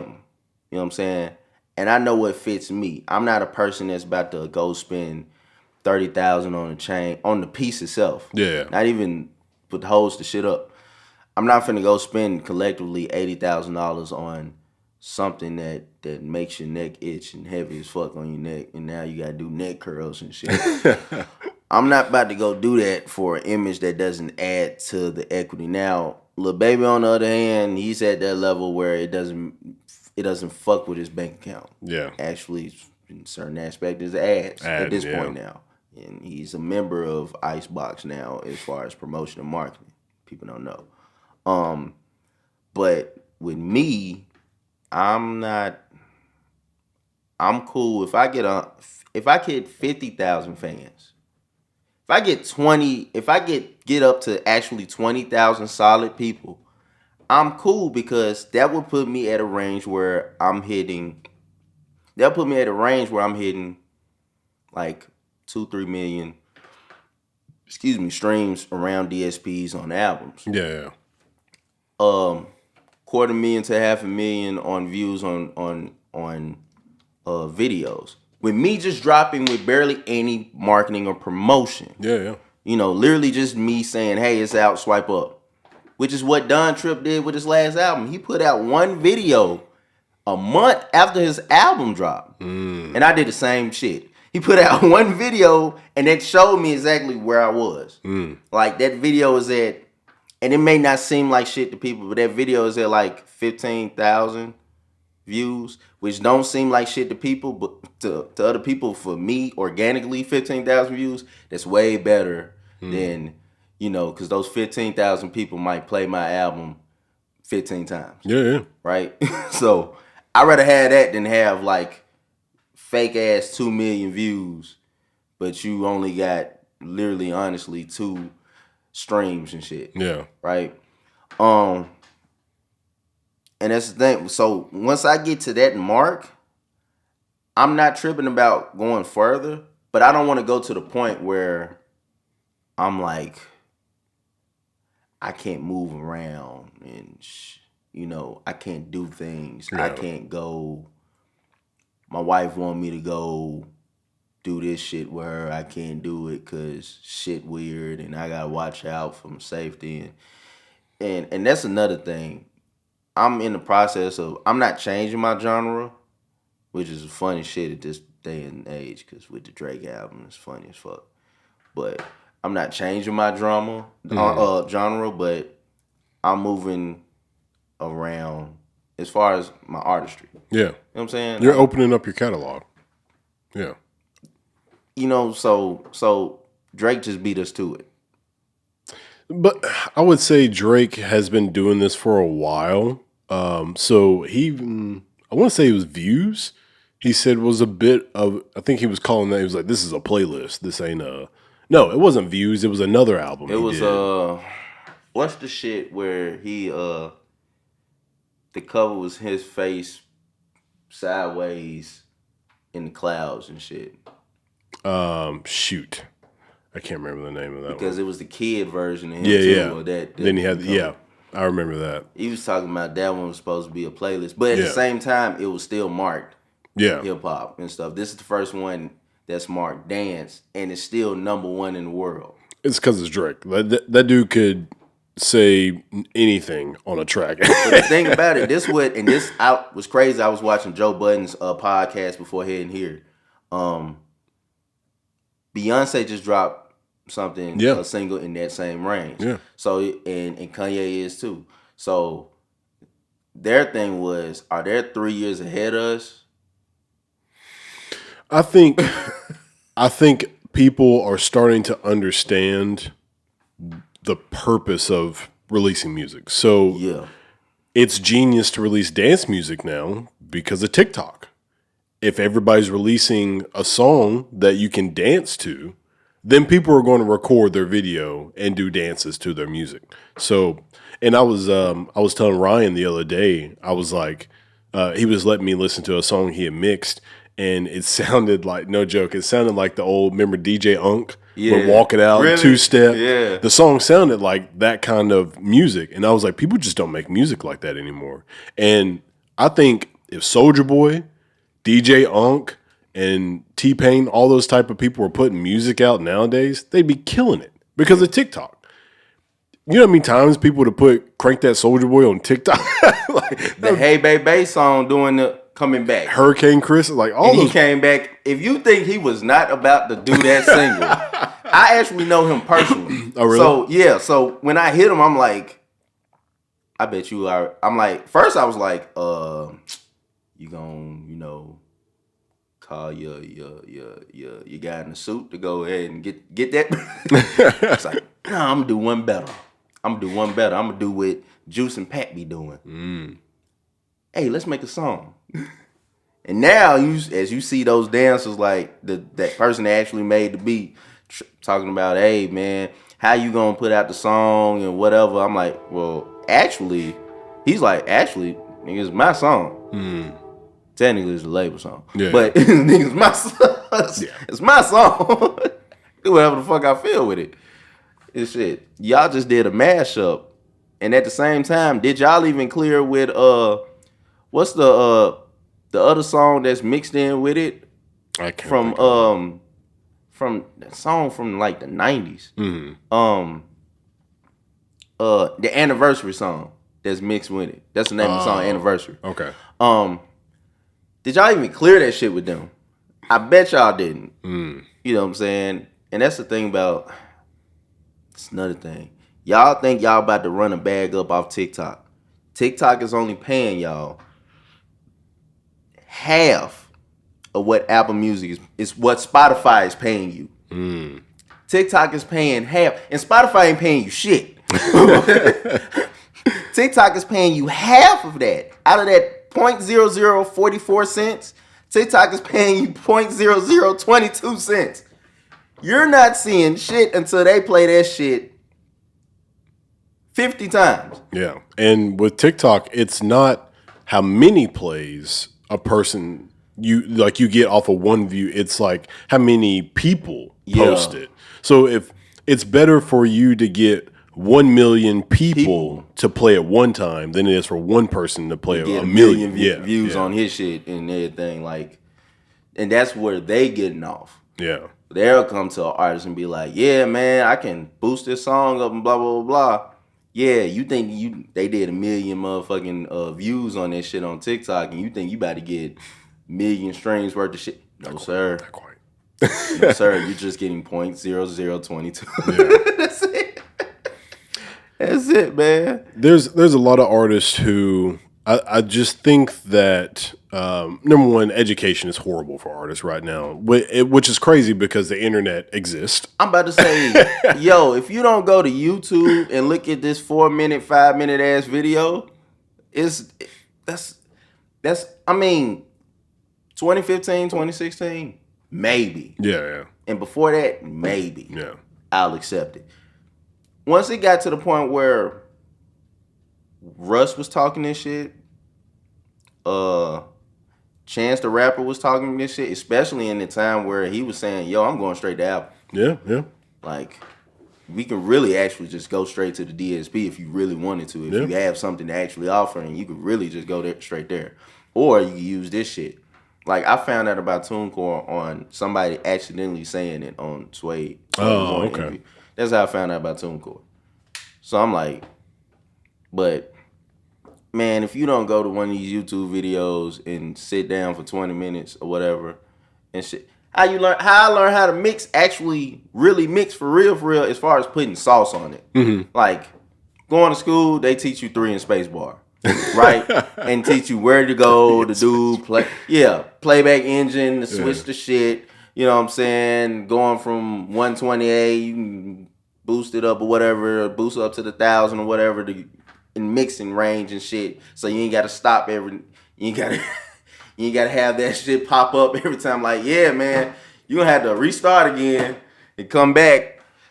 No, but as far as like really having the sauce, using True Verb, using automation and everything, YouTube, mixing, mastering my beats, and making it sound actually clear. YouTube. Is there some people that you can tell everybody about that you are really into on YouTube as far as like mixing? Because there are some clowns out there who just they kind of do it for the notoriety, but there are some people who give really good game on mixing. Okay, so as far as mixing, let me look up, right?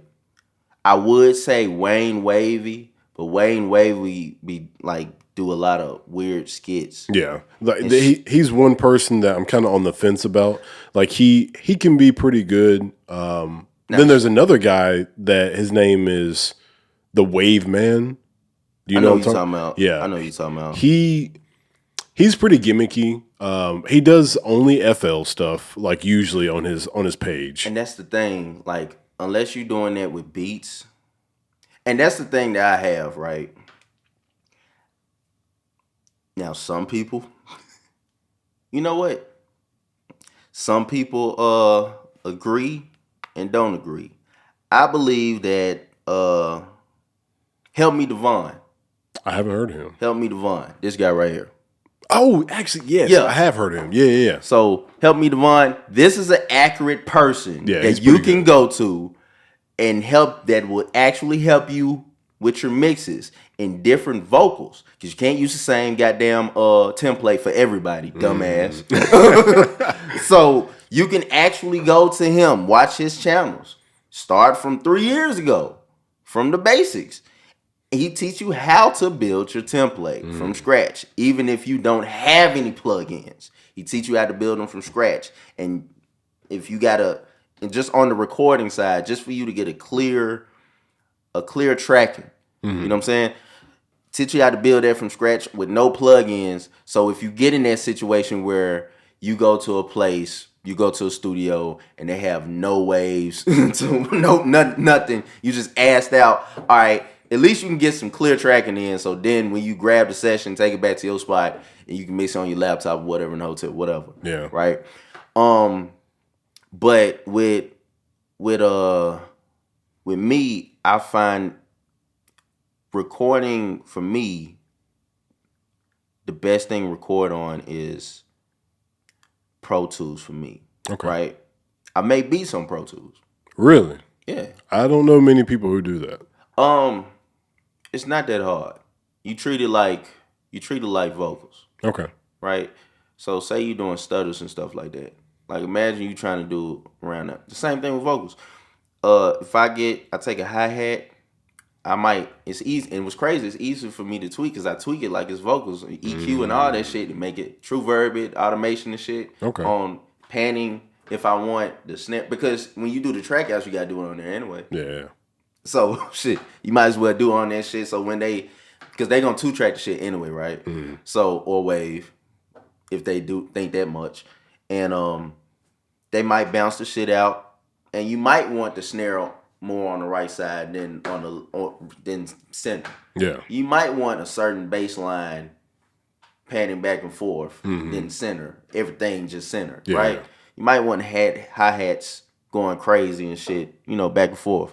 But I believe vocals is better on Pro Tools. Now, certain vocals, depending on the type of sound you looking for, could work on Logic.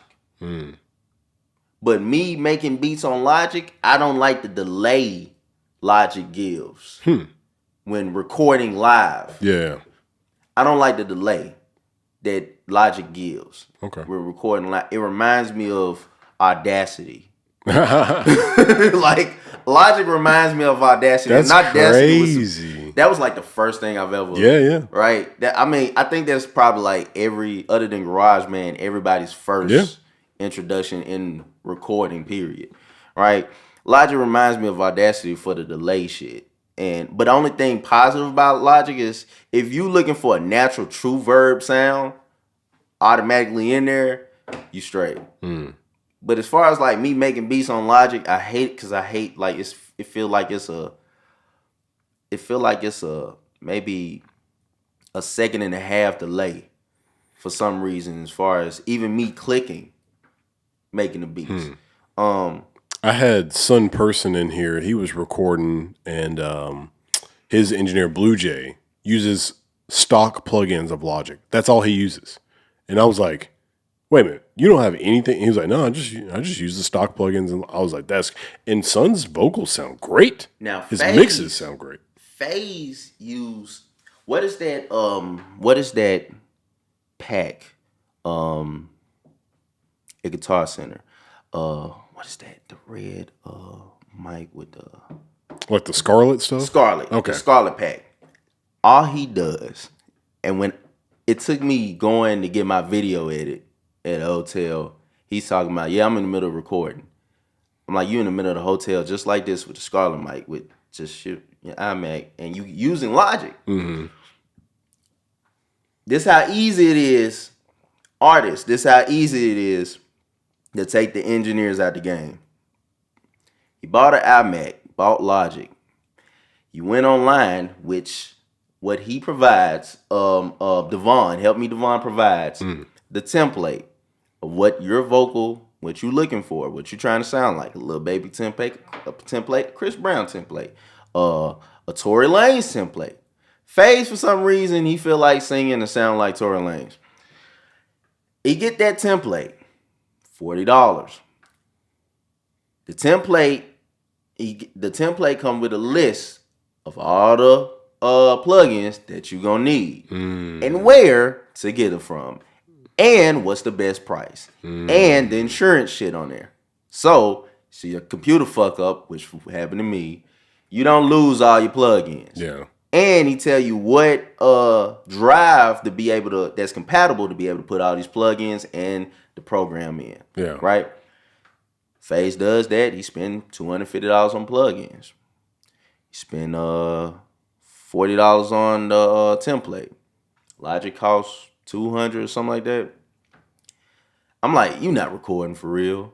You're like, you got the mic, you got the headphones. You're like, yeah, I'm recording. So my ass, I'm just bullshitting, put the headphones on, and I'm just talking. And I'm like, wait the fuck a minute. Yo, this shit sound great. That is hilarious. I told you, bro. Logic the shit. I'm like, you telling me you sound like this? And he played me a song. I'm like, wait, who recorded? He was like, I recorded. So I'm like, all right, cool. And then when we came in, just getting my video edited and everything, that's when I hop and found that out. So that's what changed my perspective as far as recording with Logic. Yeah. Cool. I'm cool with that. But as far as like making beats with Logic, now maybe the creating guitar loops, creating loops with Logic, I'm cool with. Okay. I'm cool with. Because you able to edit certain things a little bit easier than what you would with FL. Okay. And I love FL better than, I don't want to say better than Reason. Have you tried Studio One? I've heard to try that. So do you know who Clever is? Mm-hmm. White dude. He's got that song "Stick by My Side" with NLE Choppa, and he was actually on. He started to build some steam. He got in on a song with. He was on Justin Bieber's. For real? 2 albums ago, not his last album. I think it was 2 albums ago. But he's a white dude from Gadsden, and he was signed to Post Malone's Posty, and then which is under Republic Records. Yeah. And Clever's a hard worker. He just didn't like the fact that they were controlling when he releases music, because he was like, man, I got like 300 songs I'm ready to release, and they wouldn't let him release anything. And so he talked to Post Malone, and he was like, hey, I want to get out of this contract. So they let him go. And now he's been dropping music like crazy. But anyways, I told you that to tell you that his engineer, JJ Stevens, uses Studio One. And it looks really cool. Like I downloaded the demo of it just because of JJ was talking about how great it was. And it sound like I didn't even really use it because I didn't realize it was actually like a 30-day trial. And I was like, I wasn't really working on anything. So I didn't feel like trying to figure it out and only be able to use it for 30 days. But it looks great, but his mixes are really cool. I've seen some of his equipment. It's good equipment, but yes, and I've heard a lot of people are getting away from Pro Tools and using Studio One. You can buy a perpetual license. I think it's maybe $500 or $600, but that's the same way Pro Tools is. But that's the same. That's the bullshit from Pro Tools now. Like now. They're not. I don't think they're allowing you to buy the full license. That's correct. They're only doing the monthly subscription. Yeah, you only get to do the subscription with Pro Tools. That shit is, and I found that out the hard way. Yeah, they just did it like a month ago or though. Oh, it was a long years ago. Okay, when my iLock stopped working, when my iLock said, "Yeah, bro, this shit over with." This shit over. You thought that $600 was worth some shit? No, this is over with. I told Ryan about it like a month ago, but he was telling me that he had like switched over a while back because his subscription plan had changed. Yeah, because I don't really use Pro Tools. I had the subscription, but it's been a while back since I like renewed it or whatever. So what do you use? I use Luna. Have you ever heard of that? So that's Universal Audio when you have like an Apollo interface. Yeah. You get Luna for free. And when you have an Apollo interface? Mm-hmm. And all you have to do is just go to it don't matter if it's just a it could be Apollo twin or something. It doesn't matter. All you have to do is go to the website of Universal Audio and they have a link to download their software. It's the console software and Luna. And so you can just say, hey, I want Luna, and then you use it for free. Now, I will tell you this.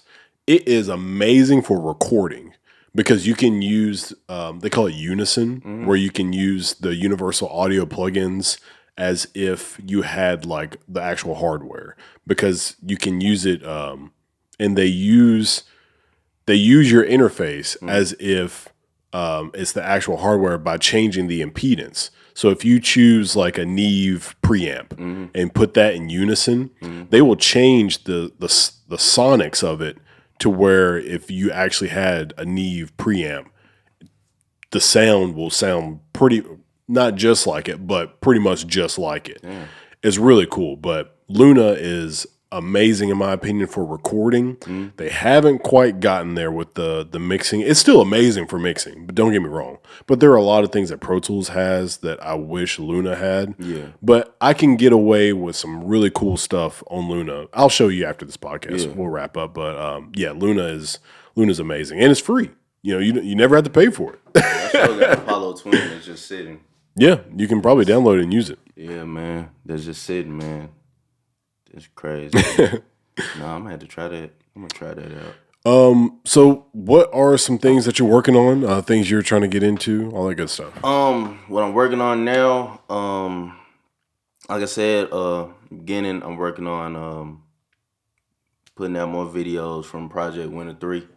I'm in the process of doing the treatments and doing that.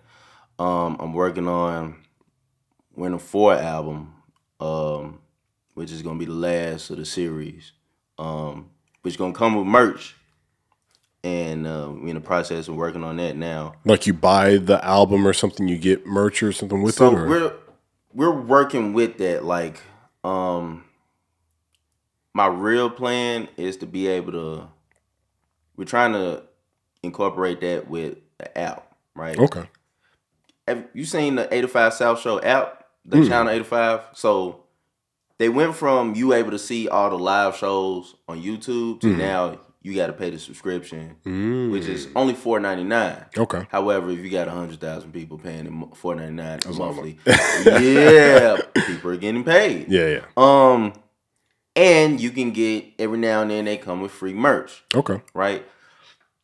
So I'm trying to create an app where, in the process of creating one, where I'm gonna start doing vlogs. I'm in the process of doing it now, and they'll air on there instead of airing on my Vivo. Okay. Which Vivo's paying. Don't get me wrong.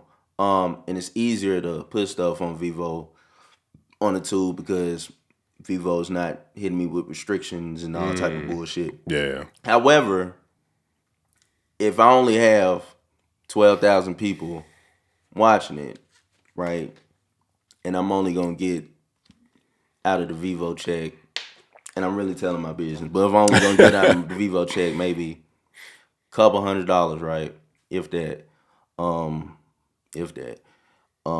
instead of having 12,000 people subscribe for $4.99 on the app to be able to watch the vlog and the vlog annually every week, and shit like the YouTube was doing, it's a difference. Yeah, and able to get like, hey, you watch the vlog, I'm sending you T-shirt or whatever. You get whoever subscribed on here, or whoever, or when I drop the album or whatever, I might do a sweepstakes. That's what I thought about doing in the summer. Like, hey, anybody that purchased the album on iTunes, screenshot it, send it to this person that's connected with me on the DMs, and we're gonna pick out of the hat to be able to. You come with me, I'm gonna get you get free Visionary clothing, merch. I pick. We'll go to the sneaker store and whoop chase with my guys down there, and you pick whatever on the wall or whatever. That'd be dope. Yeah, you know what I'm saying? Only like major artists be doing that. But, you know, something like that, to where people are more engaged and everything, and I might do it multiple times, so trying to incorporate that. And just getting into more festivals, doing more shows, because I'm trying to get in the lineup, trying to get in the lineup, people to see my face, see me on stage, see that I'm really doing this shit. Awesome. So, yeah. If you could, I mean, it's been great talking to you, man. I appreciate it, man. Same. Thank you so much for coming out, and I'm sure we'll probably work together on something in the future. For sure. If you could just give everybody your info, how they can get your music, all that kind of stuff. You can go on my Instagram, Twitter, and Facebook, if I'm not mistaken, is at C for the Don Official, C4DADON Official.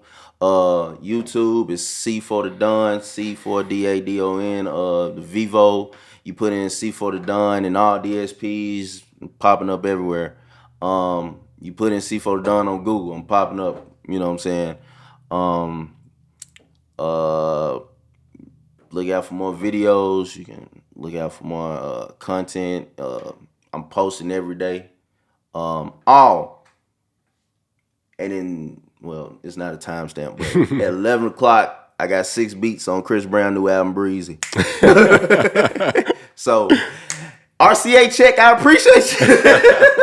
RCA, baby. Oh, my goodness. Yeah, man, it's a good day. I'm about to go celebrate with my wife. She just came in. So that's a good ass day, man.